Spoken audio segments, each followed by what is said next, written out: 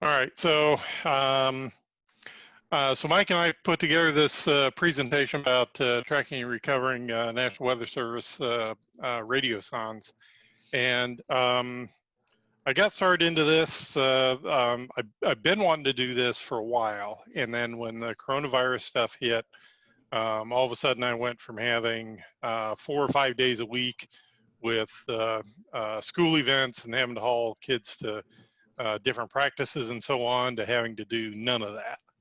So I figured, well, this was a good time as any to get into something like this, and saw some online videos and had some email conversations with Mike about it, and decided to kind of get this going.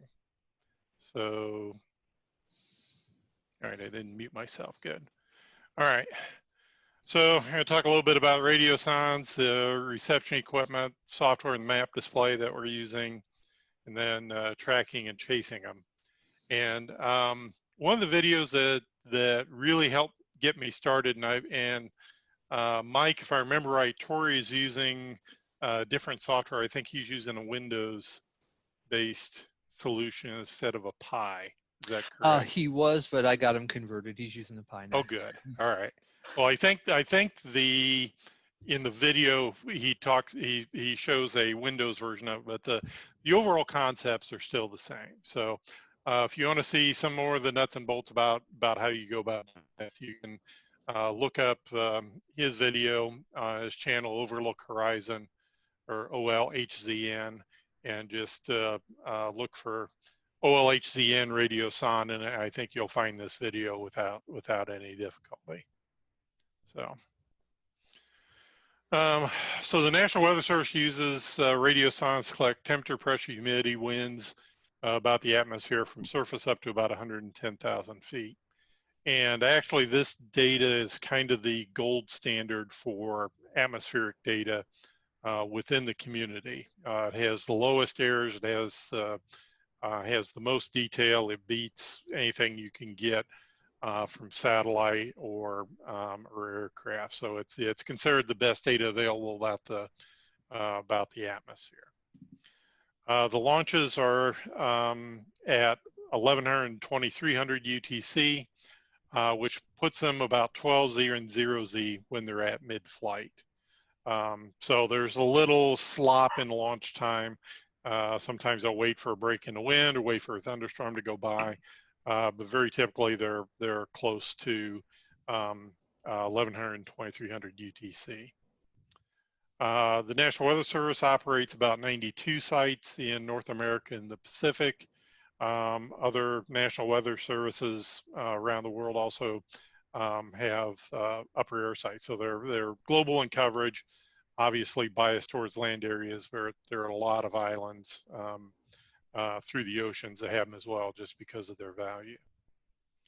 Most of the National Weather Service sites are using sondes on 1680 megahertz, but there is a conversion underway to go to 403 megahertz. I believe a couple 3 sites on the East Coast. I think the Sterling site and in Virginia, and I think one of the others I think I saw use 403 megahertz. But there is a plan underway to convert the entire country over to 403, and that'll take roughly 3 years or so to complete. I think the local folks here said they're expecting to do their conversion in 2022. And the Europe stations are mostly, if not all, 403 megahertz systems anyway, because those, Steve from the UK is saying he doesn't know of anybody that's using 403 in Europe. Steve, what frequency are they using for radiosondes, if you happen to know? He said that aren't on 403, so he meant they're all on. Oh, okay, so they're exclusively 403. I misread that, sorry. Okay. Yeah, and then Vortex being 401 to 405. So that's kind of the international standard for that sort of thing. The 1680 band is used for a variety of different things, and it kind of got used for radiosondes also. The GO satellites for their main data downlink is also in the 1680 range, and we've noticed at Offutt that if one of the sondes comes in front of the GOES receiver, as seen from the receiver, then we get a data hits on account of that. So they're trying to work to deconflict all that. So this is what a typical Lockheed Martin LMS-6 radiosonde looks like. It's a glued styrofoam package, and that has a thermocouple up at the top, and then a humidity sensor, which is under kind of a half dome to keep the sun off of it. The thermocouple wire is extremely thin, so there's not a lot of mass or sun loading on it. But the humidity sensor is a small chip, probably a 1/4 inch square roughly.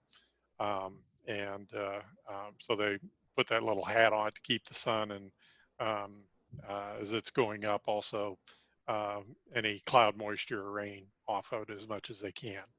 And then looking inside it, on the top panel there, they use standard CR123A batteries to power it.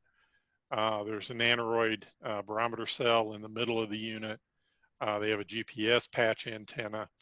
Then if you look on the bottom, there is a 1680 megahertz patch antenna facing downward. And then there's red dip switches in the bottom center, and that's to control the transmit frequency of the unit. And that's mainly, well, they can deconflict from neighboring sites, and then also if they launch one weather balloon or one radiosonde and then have a problem with it, they can launch a second unit on a different frequency and then be able to discriminate between the two. So for the receive equipment, we have a 3-turn LHCP antenna, which Mike will talk about here a little bit later in this presentation. And then one of the key items is the 1680 megahertz low noise amplifier and filter. And that adds a tremendous amount of performance to the system. Without the filter, I was getting about 5 miles distance at most. With it, I can get out to about 100 miles or so. And then you have a software-defined radio. This one, it's easiest if you get one that has a bias T in it, so that it can power the amplifier through the coax. Otherwise, you have to provide power to the amplifier separately. And then the software will run on a Raspberry Pi 3 or 4 very easily. I don't think it'd run on a Pi 0, and the interface would be pretty laggy anyway. So may as well at least shell out for a Pi 3, and then the Pi 4s are the current ones anyway. And then what I do to have a display is I have a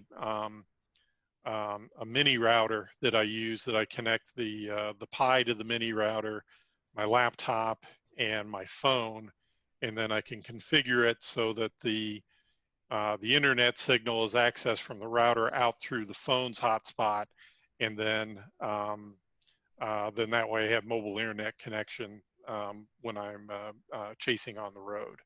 So this also would work decently for if you put one of those Pi TNCs on it, then you'd have a Pi setup for chasing APRS balloons as well. So for the software, and I'll state up front ahead of time that I had intended to add more details to this presentation, but last weekend ended up being an absolute loss. And so I had to do the presentation and get ready for launch and go get hydrogen all yesterday. So apologize for the lack of details on this, but certainly if you want to reach me afterwards, and or Mike. Either one of us can help you get set up on this. So the key piece of software is called Radiosonde Auto RX. It's available from GitHub. It's mainly a Python program. There's a handful of other other things as well with it, but it's fairly easy to install. I think you have to compile it for the Pi, but it was extremely easy. I didn't have any difficulty with getting it installed and configured and running. So they've done a really good job of configuring the software. So it handles decoding of the radiosonde data, and then it will post the output as objects under your call sign to aprs.fi. So it'll just update the position of an object as it receives the radiosonde locations, and send that on so that other people can watch it on aprs.fi. The other piece of software that's really helpful is called Chase Mapper. It's also on GitHub, and basically it drives a web display of where the radiosonde is, and if you have it configured where your chase vehicle is, it'll pull from a GPS and show you your own position, and then it installs a web browser or a simple web server. And you can just point your browser at your Pi and at port 5001, and then it'll pull up an interface which shows your locations. It uses OpenStreetMaps for the background, and is really pretty intuitive and pretty useful. Yeah, it's helpful to have a config file that's already set up for 1680 megahertz. LMS6 sonde reception to start with. If you decide you want to get into this, just email me and I'll send you a copy of mine and tell you where to make specific edits for your ham radio call sign, or some of the specifics for your local site. The software author Mark VK5QI is also very responsive to email questions. I had a couple email questions for him as I was working on this, and he posted things very readily. There's also an email list that you can get on as well and post your questions there. So this is an example of what the map display looks like. In this case, the red line is what's called the abort prediction. So if the balloon burst right now, that's where it's expected to land. The lighter blue extending off to the southeast is the normal prediction or nominal prediction. And then the dark blue is the actual track. And the sonde position update rate is about every 10 seconds. The data coming from the sonde is every second, but for some reason the positions only come out of the software and into the display about every 10 seconds. But it's kind of nice that if you miss a report, you're not stuck waiting for a minute or two, having those once per second reports coming off the sonde, you can keep pretty good track of it without much trouble. So a few tips for tracking and testing. Again, the LNA and filter are pretty much essential. You won't get very far without it. You have much better performance with it. The Sawbird is available on Amazon and runs about $40 or $45, so not too expensive. The other thing you can do with that same thing is if you get the right antenna and software for it, you can also pick up live satellite data from GO 16 and 17. So the two US geostationary satellites, you could repurpose some of that setup to pick up and process satellite data on your own too. So that's something I plan to do down the road with this equipment as well. I found that reception is not highly sensitive to the antenna pointing, especially if the sonde is within 10 miles or so. Even at 30 to 40 miles, I've had the antenna pointed off axis by 45 degrees or more and still pick it up just fine. And you can see in the photo there, that's where I position it when I'm chasing. I just point the antenna more or less straight up out of the sunroof. And unless it's really close to the horizon, that works just fine. Because it's up at 1.6 gigahertz, you'll get some attenuation from trees. It's best if you have a clear line of sight, but it's not absolutely essential. Buildings will block it, but trees will attenuate it at least a little bit. So I'm going to switch to a PowerPoint that Mike put together, which has a few more details about the antenna itself. So let me switch to that. In the meantime, the balloon that was launched is at 39,000 feet, so the 18.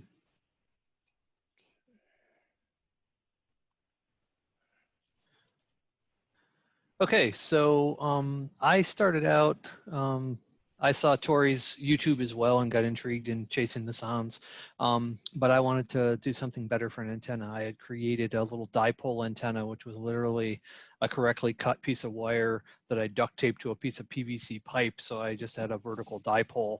And that actually works, and that's what I use when I'm chasing inside of 10 or 15 miles.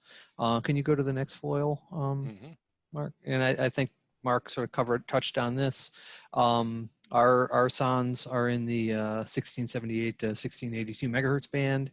So, you know, we can't use traditional ham 2 meter or 70 centimeter antennas.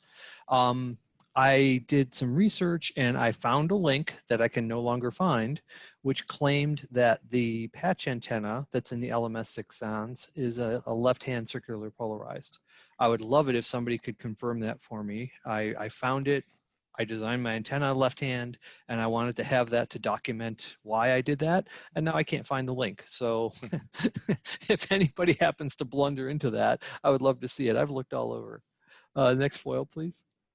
So to design a left-hand LHCP antenna at 1680 megahertz, I did what any good person would do. I Googled and just did helical antenna calculator and came up with a link.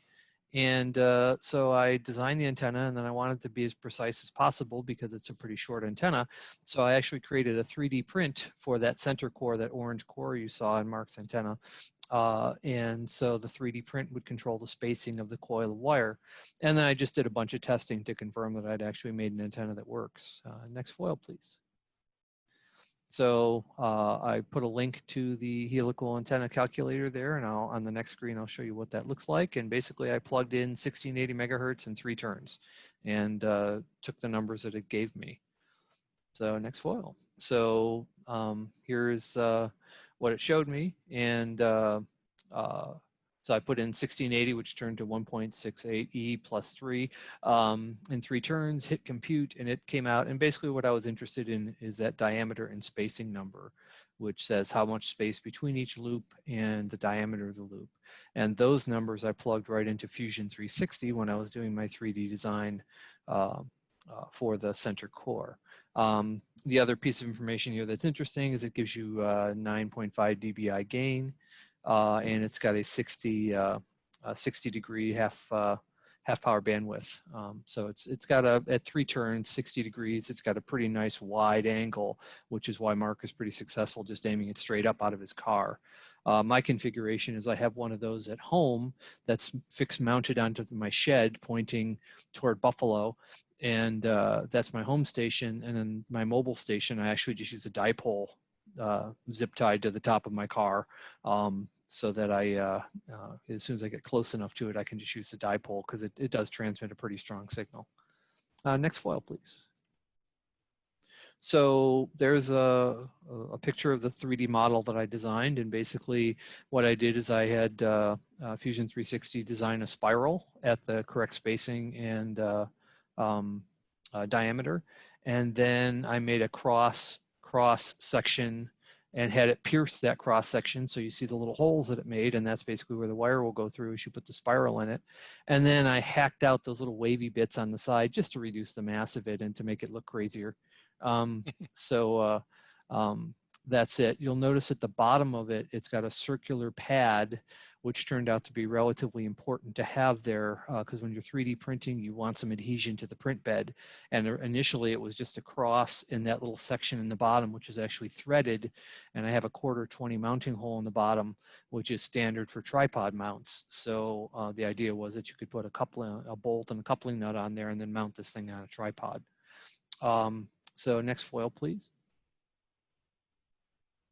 So that's what happens when you don't have enough base on your printer and you start it up to print a core overnight and walk away.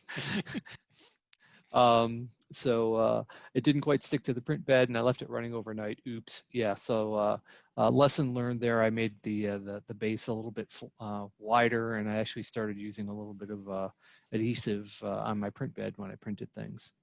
Next foil, please. So the build, my reflector, the printout, I'm sorry, the thing folded there a little bit. The reflector that I'm using looks suspiciously like a pot lid because it's a pot lid. I went to our local reuse store and they have a big bin of oddball pot lids for $1 each. And I just went and grabbed a bunch of lids and took the handle off the center and used that hole, or drilled out that hole.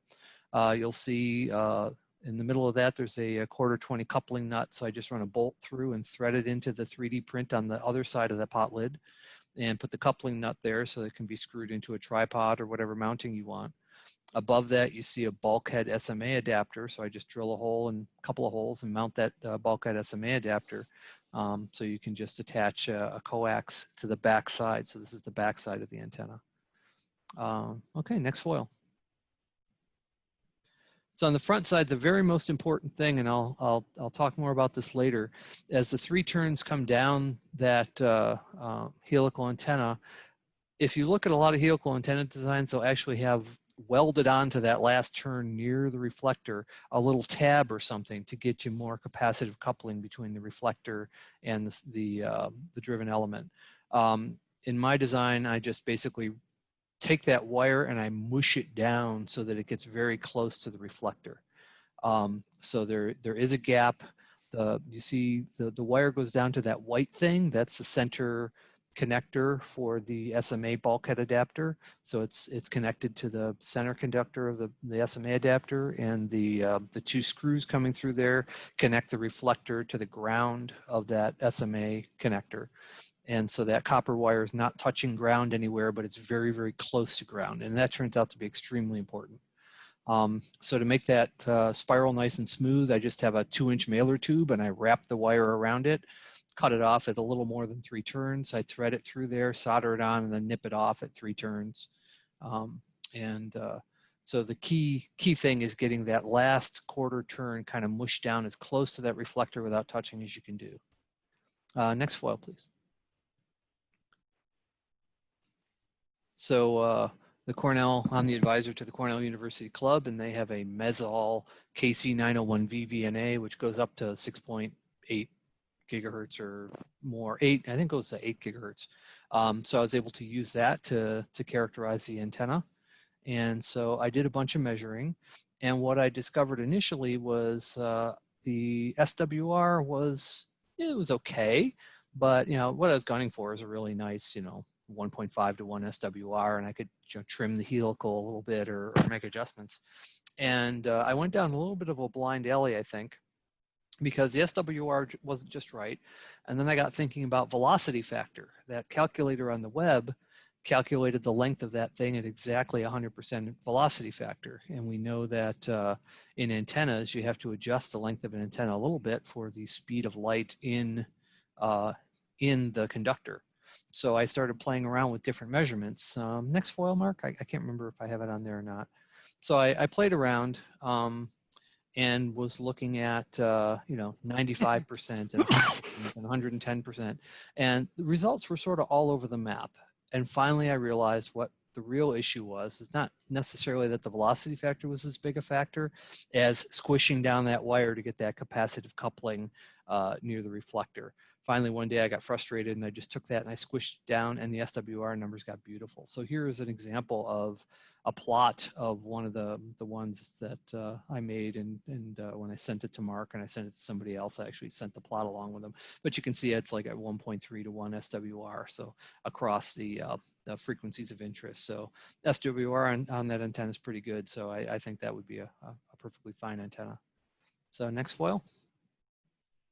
Yeah, so some issues with the calculator is that the calculator assumes 100% velocity factor, which I don't think is really a great idea. I think they should let you put that in. And so I did a whole bunch of testing, decided 95% seemed better, but then really what I really decided after all that was just make sure that that wire is really squashed close to the reflector, and the SWR would probably be fine at 100%. I didn't go back and reconfirm that, but I would guess that that would be true. Next foil. And so here's a couple of the antennas in action. I had this particular antenna, I did use mobile a couple of times. And so there it is on a tripod outside of my car. And in this particular test, I had 2 Pis in my car and my dipole antenna and this this antenna, and I was swapping back and forth to see the difference in range. And from where I was pulling in the sonde at about 60 to 70 miles with the dish, and I didn't get it until about, or with the LHCP there, and I didn't get that same sonde until it was about 10 or 12 miles away with the dipole I was using. So the helical really did make a huge difference. So after I confirmed it worked okay, it came to its final roost in my backyard on my shed, and it's wired to a Raspberry Pi in my shed there, and that's sort of a permanent receive station for Weathersondes coming down in my direction. Next foil, I think that was it. Okay. So we'll actually hold questions to the end because Mark has more foils to cover. So we'll just do that then. All right. So if you decide to use this setup to go out and chase, one of the things that you'll find is that the descent rate is highly variable.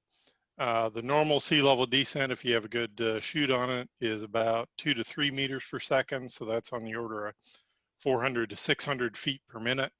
And that's slower than most of us typically fly our RHAB payloads for parachutes. And the other thing that we find is that you'll get non-normal performance fairly frequently.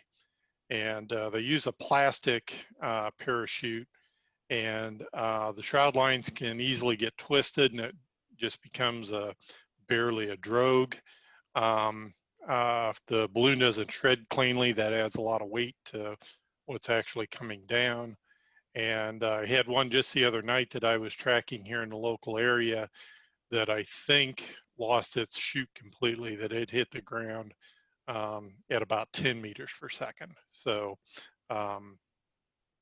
you kind of have to watch and see what the descent rate is like for determining how you're going to plan the end of your chase. And the Chase Mapper program will do that. It'll model based on the current fall rate and altitude what the sea level rate should be, and will model the rest of the descent really pretty well. But sometimes the descent rates will change on the way down. Parachute will either foul partway down or unfoul, and then all of a sudden things will change on you. The other thing that I found is that the predictions at the very end can kind of mislead. There's a great deal of precision because it shows a dot square on the map where it's supposed to land, but that's based on a lot of wind and terrain assumptions that aren't necessarily good. And so it can lead you astray a little bit. So just beware that, it may say it's going to land a mile away, and then all of a sudden it lands next to you or something like that. This was an interesting flight that I captured on the 10th of June. There were thunderstorms around the area at launch time, but not right at the Weather Service. And so I think what happened was that this ascended into a thunderstorm, may have actually even been sucked into the updraft portion of the thunderstorm early and then hit a downdraft. I lost the signal for a while because it was, I had to move the antenna because I was getting rain at my house and I needed to set up where I could point at the radiosonde, but not have the antenna and all the electronics out in the rain. So I lost a little bit of it. When I picked it back up again, it was going through a normal ascent. And then at about 10,000 meters, all of a sudden the ascent rate pretty much stopped and then actually started coming down again, but not at a high rate of speed. So what I think happened was that as it got up to about 30,000 feet or a little above, it started accumulating ice in that portion of the cloud, gained enough weight that it went negatively buoyant, started heading down, and then at about 4,000 meters on the graph, you can see that it stopped descending, actually went up just a little bit, and then I think it went up just above the freezing level, quit melting the ice off of it, and then essentially went neutrally buoyant, and then finally drifted out of range. It was up by, it was north of Sioux City at that point when I totally lost the signal. So here are some photos from our previous chases. So on our first chase, my son and I actually went out to the Weather Service office, watched them launch it, recovered it, and then brought it back to them that same day. So it was launched about 6 and we had it returned to them by 11 o'clock. And one of the nice things about living a mile away from the Weather Service office, it makes it fairly easy to do that. So that was pretty neat to do, and they made a neat social media story out of it for their Twitter account. And second chase that I did landed in Red Oak, Iowa. Ended up on top of this building, and because it was 9 in the morning on a Sunday, I didn't really want to wake people up to see about getting it. And then the one picture there in the bottom towards the right, you can see it was the chute was all twisted up and the balloon shards wrapped around it. So that one fell a little faster than usual. And that same balloon also had that wad of latex up at the top that a good fraction of that balloon came back to Earth with it. So again, I apologize for not having a tremendous amount of detail in this. Hopefully I've given you kind of a taste of how to set this up. It actually ended up being a fair amount easier than I thought it was going to be when I started into it. And especially with the antenna form, that simplified things greatly at that point. And all the other stuff is pretty much ordered from Amazon. Took me maybe a couple hours of configuring the software. And because I live next to the Weather Service office, all I had to do was point it off my back deck and just wait for 5 o'clock and wait for the balloon to go up. So that helped out quite a bit. Might not be quite as easy if you don't live near a Weather Service office with a radiosonde launching setup like I do, but it's still within the realm of possibility for most folks on here, I think. And it's kind of nice chasing using other people's hydrogen balloons too. So you can get a balloon chasing fix without the expense by doing this. So, so I think that's my last slide. Yep. So I'm happy to take any. Mark, you're saying a few hours to put it all together. About how much is the cost total? Under 150. Yeah. So the Raspberry Pi is about a Pi and a power supply is about 40 or 50 bucks, probably closer to 50 now. The Newelec Smart T is about 40. The Sawbird amplifier is 45, I think. And then a hunk of coax with, you know, some RG58 with SMA connectors on the end. So you can buy everything essentially up to the antenna from Amazon. and then the antenna is the thing that takes a little creativity or something like that to put together. Like Mike said, you could work with a dipole if you didn't need all that much range. With you there in Boise, Paul, I think you could probably pick something up from the Boise office. Unfortunately, I'm probably about 50 miles away from the Boise office. Oh, okay. All right. I thought you were closer to Boise than that. Okay. All right. So that's probably a little bit out of the dipole range, perhaps.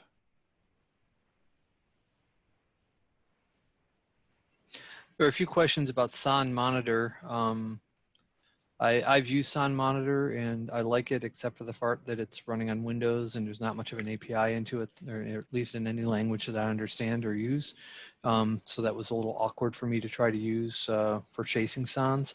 What I do like about Son Monitor is they have a full decode of the telemetry from the LMS6, whereas AutoRx only gets latitude, longitude, altitude.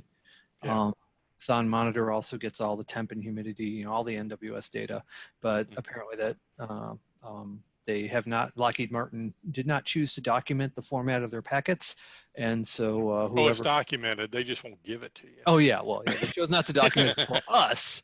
Yes. And so whoever was kind enough to write the decoder, who I think was a German, according to Mark Jessup, he wrote the decoder, but didn't do the rest of the data. And so I don't know that we'll ever get the rest of the LMS6 data decoded, which is a shame because I'd like to have that data. Yeah, me too. Mark, what kind of ascent rates do you see? They're pretty much dead on 5 meters a second. They have very consistent weights and fill processes. So they pretty much hit 5 meters a second. And I think anything plus or minus that is because of the atmosphere and not so much their balloon filling. They told me at one time how they do their balloon fills to get a consistent number of cubic feet, but yeah, they use the same balloon, the same weight, the same everything all the time. So Hey, they Mark. get closer to the same result. Yeah, Harry. I went down to Oklahoma City and watched them do a fill, and they had a set of cotton scales, believe it or not. And they would take that slide, and they knew exactly where to put that slide, and they set the fill up, and they left. And when they came back, it was filled, it was cut off, it was tied and everything, and they just used a cotton scale with some kind of a valve on there that, you know, when it filled up, When the balance went, then it. Yeah. Yeah. The ones I've seen, Harry, early on when I looked at them 20, 30 years ago, they attached the balloon to this shaped machine nozzle, and it had a weight on it, just like you said, only the weight was right underneath the neck of the balloon where the nozzle went in. And when it lifted that weight up, it shut the valve off there. Yeah. And once again, he just tied it off, left the building, and it came back when it was inflated. And they were using hydrogen 30 years ago. Well, that's why they Still left. That's why they left the That's building. why it was a safety thing. Yeah, that's why I they left the building down man, because it was hydrogen.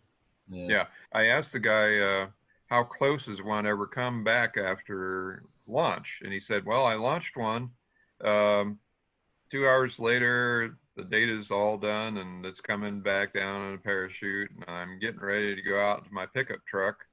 And I walk out of the building and it landed in the bed of his pickup truck. You remember those reels that had a string on it for the balloon launch that you were supposed to? I have a bunch of When those. the little reel went out, they walked out of the building, and that gal had that string wrapped all around her feet and let the balloon go, and she was scrambling around. And I'm surprised the balloon even made it up. And then they had a little station outside, and they opened the door, and it was a tracking station, and they could see it receiving the signal. And they closed it up and went back inside, and they had a rack up there that automatically puts all the stuff on the internet. Yeah, it was pretty. Mark, I got The easy way. I got this from Doug, K6STS. who's on here, and he mailed this one to me. But that's an LMS6 that he got in Bismarck. I've got some of the old big Versailles, and then I've got some of the smaller ones on 440. And this is an interesting one that they fly in Europe. It's an RS-41. And SP9 UOB, when I went over to the Near Space Conference in Poland 2 years ago, they gave me one of these. And SP9 UOB, it's on the 400 megahertz band, has modified it to work on 434 megahertz, sending APRS packets and teletype. So they fly a lot of these as balloon payloads now in Poland. And that's, yeah, I remember those old batteries. Now, here's a really water soaked batteries. Interesting one. 1982. Anybody know what this is? Still sealed. It ought to be good. I can throw water in there and power something up with it. This is an ozone sonde that they launched here in Huntsville. And it weighs about 1.5 pounds, and it's got a pump motor in it that samples, runs air through the pump potassium iodide solution. And they launched these, they're $600 a piece. They're on 403 megahertz, wide-band FM, and it's 1,200 baud packets. And we have a program called SkySonde. They used a Weissel, I think that's a, no, that's an IMET. They had Weissel on it, now they're an IMET. It's an IMET -1-RSB. And so it transmits on 403 megahertz. And we, there's a group of us, when we're not doing the university balloons or any of my balloons, we go out and chase these every time they fly. And they were flying every Saturday. And they were actually, their funding got cut. So they were trying to reuse these. They used to send them to Boulder. We got $30 for recovering one of these when we sent them back to Boulder. And they would refurb them and send them back out in the field. So now the Huntsville group here that flies these from the Severe Weather Institute, yeah, I see that. That's pretty cool. That's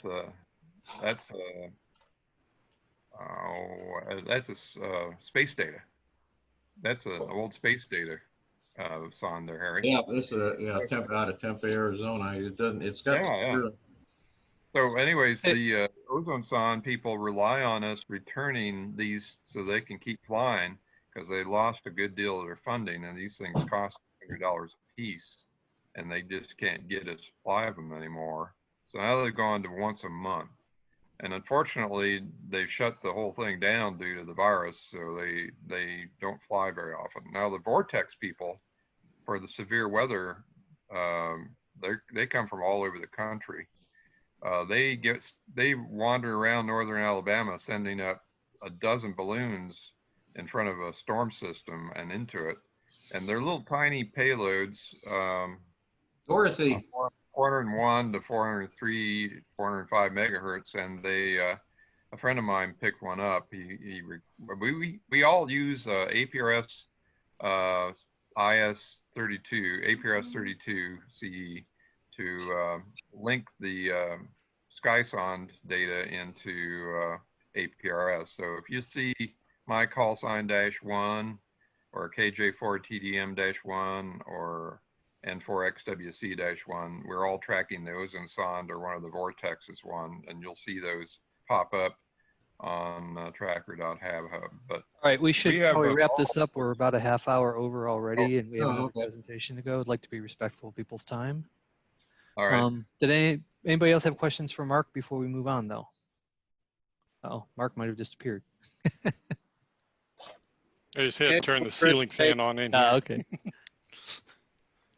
Excellent presentation. Appreciate it. All right, thank you.